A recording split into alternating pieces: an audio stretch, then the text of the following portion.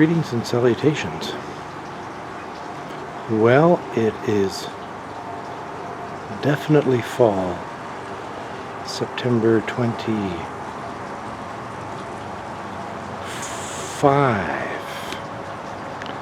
The goldenrod is all gone to seed.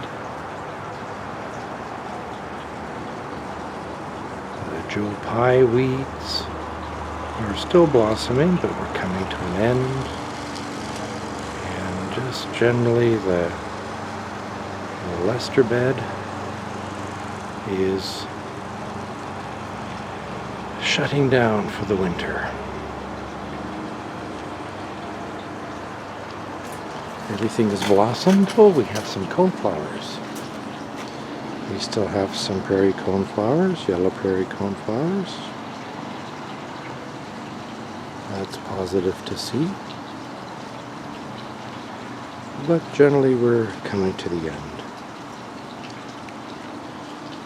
I do have some special leaf mulch to put down in here, but I want to do one weeding first before that occurs.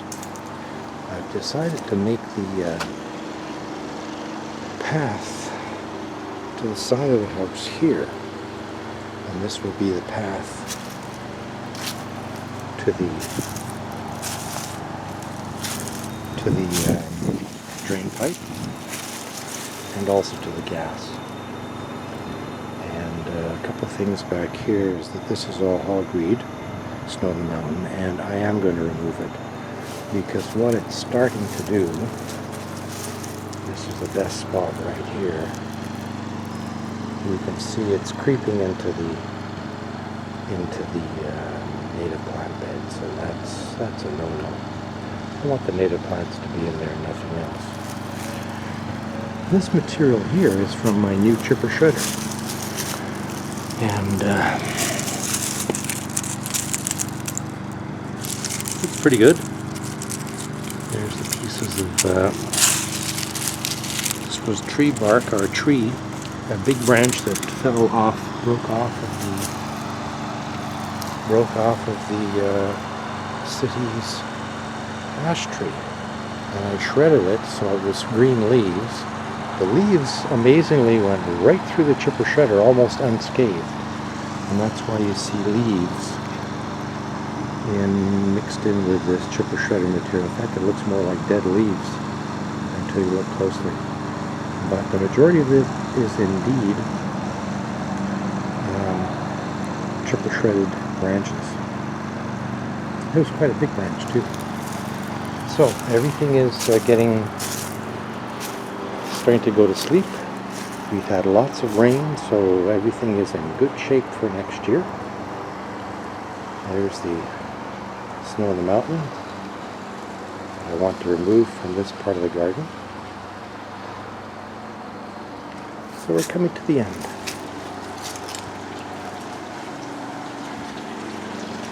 There's a few birds around, not as many as before. An interesting bird that I hear every night, and the noise appears to be coming from this pine tree. It's an owl. And last night I was up around 2 o'clock during the night, and the owl was hooting, gosh, probably for an hour. So we do have birds in here, and I'm sure in all these nice seeds and underbrush we have little animals that the owl may prefer to dine upon. This bed is thickened up because of, we've talked about this before, because it was planted more dense, more than one plant per square foot. It's has less open space, whereas the seal bed was planted 1 per square foot, and it's more open. It will fill in, but it will just take a bit longer. So both these beds I'm going to put this shredded leaves I have. And this is actually, if you look at the lady over on the far side, that's exactly what she's doing. You see, shredding her leaves and collecting them in her lawnmower. So I've cut the grass. Still debating as to whether this fall I extend my native plants from the Carl bed, or the Carl Forster grasses, whether I extend it through here to the tiny bed. I would like to do that. It's just a matter of, it's going to be later this fall. We're going away in another, just over a week on Thursday. So if I do it, it will be when we get back in mid-October. So this bed is more open than what I would have preferred. And there's a couple of weeds in here. So before I go and put my shredded leaves down, that's a weed. That's a canvas thistle. This is something interesting. There's another Canada thistle. So I want to just pull out those Canada thistles, and then we'll use leaf brush. Let's go in the backyard. That's an interesting piece.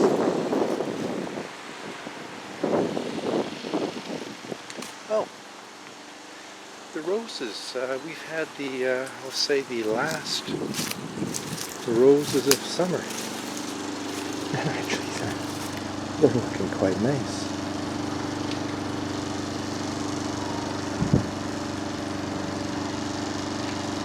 Moving around a lot. Okay, so we have a few left. That is going to be my next hobby for next year, is to remove the mulch that's in here and put more native plants in this area. Let's go in the backyard. The coleus did well. I only had one. I bought one pack of 6, and it is done quite well. Very nice colors. Need to get more coleus here. It's quite a nice area. It's been very dry this entire summer, only until the last couple of weeks. So the ferns really struggled all year. But in the last week, we've probably had, oh gosh, 5-6 inches of rain.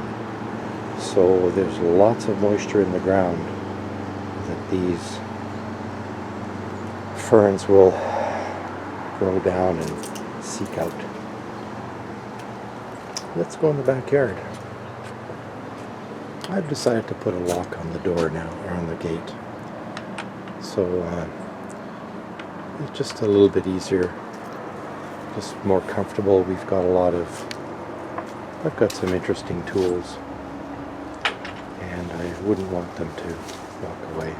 Now, this is the bags of leaves that my neighbor gave me. Let's see, there we go. So these are they're a little bit damp, which is unfortunate, but when you shred them up, this is what they look like. And I put this on top of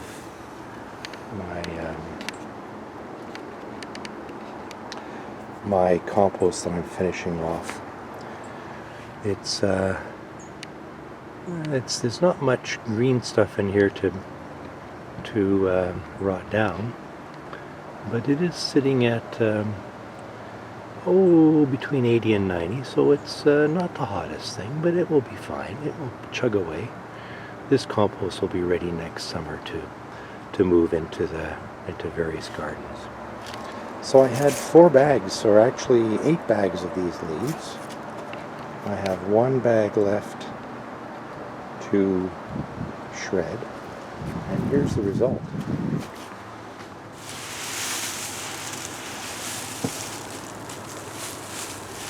So this is what I'm going to throw in the front beds.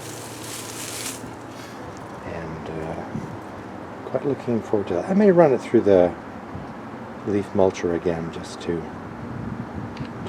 shred it a bit finer, but you can see it's in pretty good shape. Well, except for the pine cones. But there we go. That's a really good example. So I cut the grass. But before I get to cut the grass, these are trays or plugs of native plants. These are a little bit immature, so I haven't planted them yet. But I have 3 trays here, and I'm going to let these 3 trays mature over the winter. And down in here, it's a bit hard to see, but I have 1, 2, 3, 4, 5, 6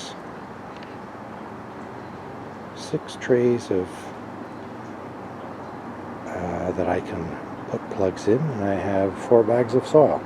I think I have more soil than I really need, but my goal is I need 2 days to do this. On one day, I take the soil, and here, let's get one out of these. Let's see.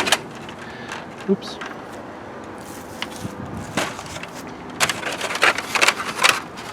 So what I do is one day I fill all these holes with soil.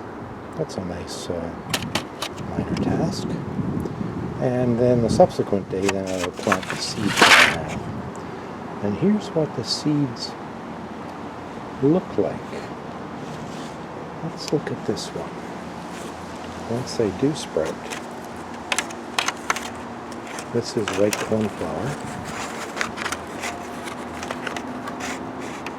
And see the roots growing down? So these are actually quite healthy. Certainly the 3 middle ones. That one. That one's okay. That one's good. If you look at the top, the one in the middle, if you look at the top of this, the one in the middle, there's really nothing, but the roots are healthy, therefore it will be happy. This one on the left doesn't look to have done anything, and the one on the right, I don't think that's a prairie cornflower, but we'll leave it for now. That's why it's going to stay over the winter. So that's how you fill them up, let the seeds fill up the individual plugs, and then you pop open the clamshell. So I'm just going to close this and stick it back. Oops. There we go. There's a dandelion in the plug. That one won't go anywhere. So these are all empty. And so I have a tray and a half. And most of this tray is empty as well. I have to see what's in here. But these are the remains of what didn't get planted at the lake.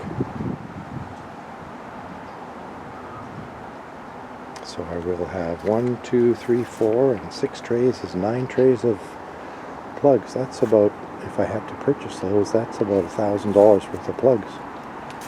So we cut the grass.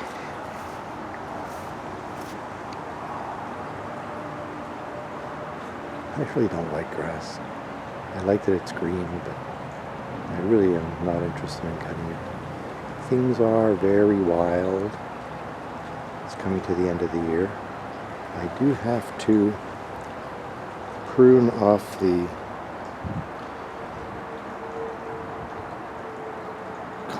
seed pods of the common milkweed. Can't let those dry out and split. There's enough common milkweed in here without adding more plants into the mix. So what I've been doing is cutting it off as I encounter it, and it's all going to go into yard waste. There's a set. Oh, and on the right of this bin, this blue bin, is my wonderful find today. I was looking for a garden rake, classic garden rake with a wooden handle. There it is. And if you buy them new, they're like $40. So I went to the Habitat Restore. This was the ideal price, $5. And since it was there and I looked in the bin, there was also a shovel. And the shovel is very nice. I'm just soaking off the dirt that's on it. Looks to be pretty good. And we'll let that dry. And then we're going to put linseed oil on the handles. And I will oil the wood, or oil the metal. And we have two nice tools for the lake. Let's wander around the backyard. Oh, we have to get there though. In here we do have cherry tomatoes. They're doing fine. A lot of them are splitting because now the rain of the last week has really been quite torrential. And so they split when they take up the excess moisture, and the skins are hard because it's been dry all summer. Anyhow, let's see how this one tastes.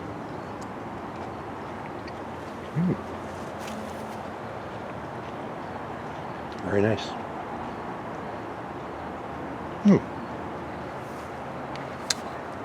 This is a grapevine.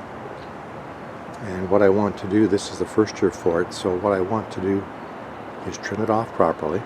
And we'll let a grapevine grow there. Let's see how that one works. We do in this mix, we do have sweet peas. Well, the nasturtiums have come back. These were looking quite dried out and finished, but the rain has really helped. These are really good in hamburgers. It's radishy. It has a taste of radish. And the flowers and the leaves are indeed edible. And yes, radish is horseradish. Taste of horseradish.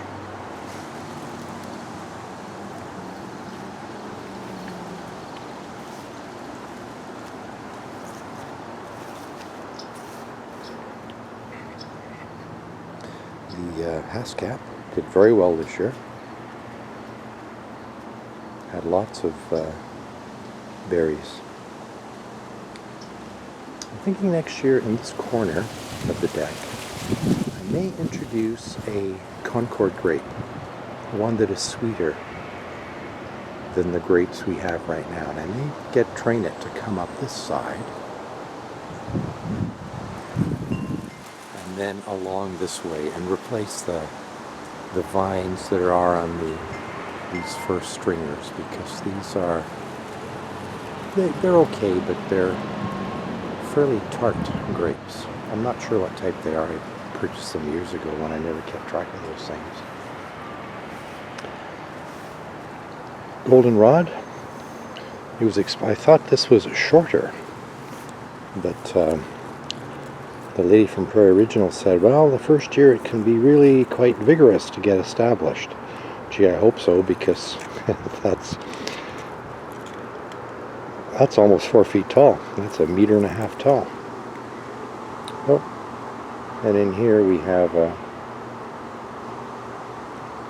see if I can pick him up. Can't quite get him. There's a ladybug here.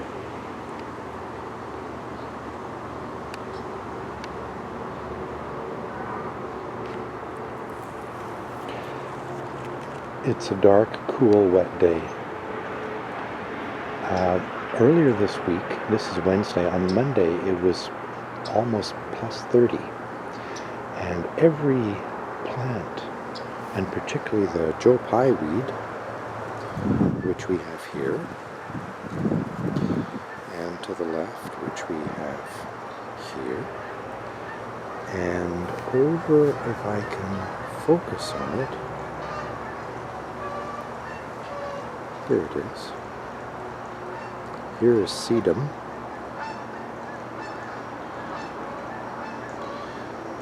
Every plant was covered in butterflies. Painted lady butterflies.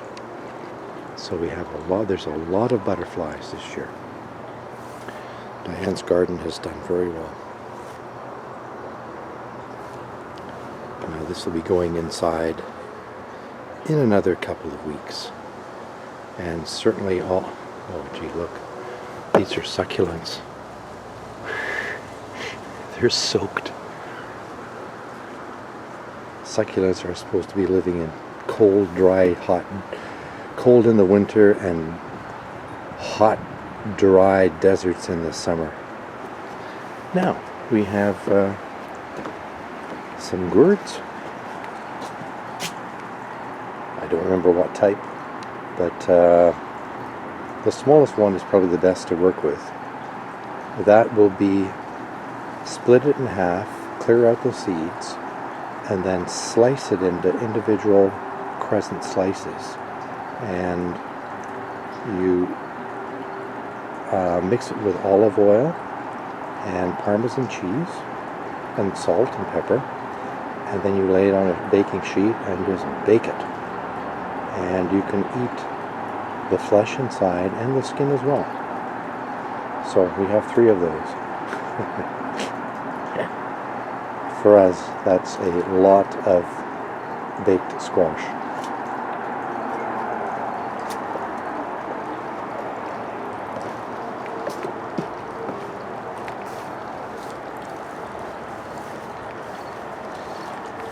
One of my tasks on a nice day will be to clean out the tool shed, which is just a disaster. But I wanted to come this way to show the potatoes that we grew this year. They're somewhat deformed, and that, I've been reading, says potatoes will be deformed when the weather is hot. Yes, it was. And when the soil was hard. Well, certainly the hot weather. The soil was in not too bad shape. Maybe I could have watered more, but